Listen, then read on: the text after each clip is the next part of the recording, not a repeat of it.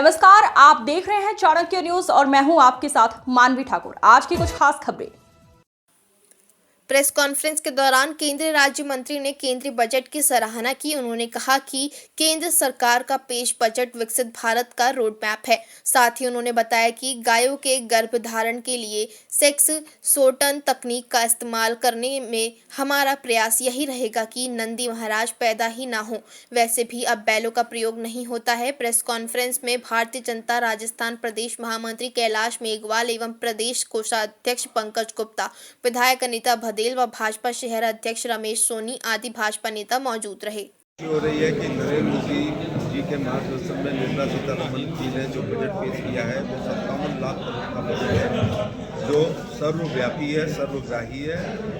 इसमें भाजपा शासित राज्य या यूपीए शासित राज्यों को अलग चश्मे से नहीं देखा गया है। कश्मीर से लेकर कन्याकुमारी से लेकर कानून तक हर वर्ग का ख्याल किया गया है।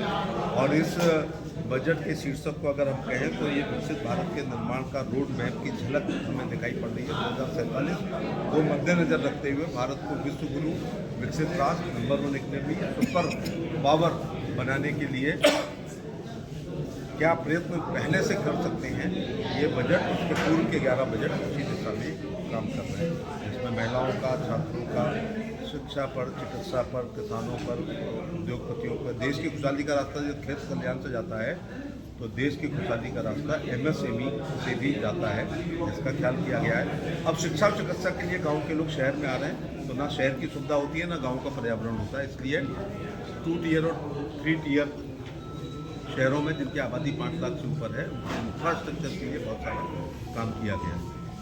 सर, मनरेगा को लेकर जो कि अब हो गया है, वो ये गलत कहते हैं। जैसे ही मजदूर को अभी काम मिलेगा हमारी बात सिद्ध हो जाएगी। वो 100 दिन देते थे, हम 125 दिन दे रहे हैं। इसमें 60 दिन वो दे रहे हैं जब कृषि का कार्य होगा तो जी राम जी का कोई काम नहीं होगा, तो 185 दिन हो रहे हैं। इसके अलावा भ्रष्टाचार पे 10,000 का जुर्माना भी है। इसके अलावा कन्वर्जन से बहुत से काम होंगे। टाइड ऑन टाइड रखी गई है।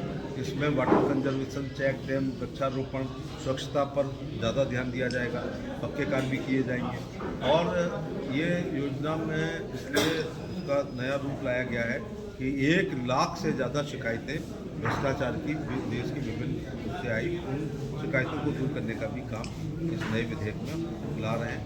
तो मजदूरों के लिए सबसे शानदार काम है। और पिछले 11 साल से भूख से एक भी व्यक्ति नहीं मरा है।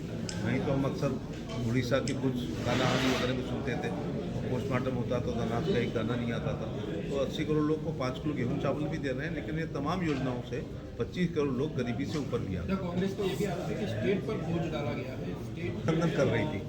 स्टेट हम प्रधानमंत्री पैसा दबाते थे, 15वां वित्त या 16वां वित्त या 14वां वित्त, और राज्य उसमें मजे मारते थे।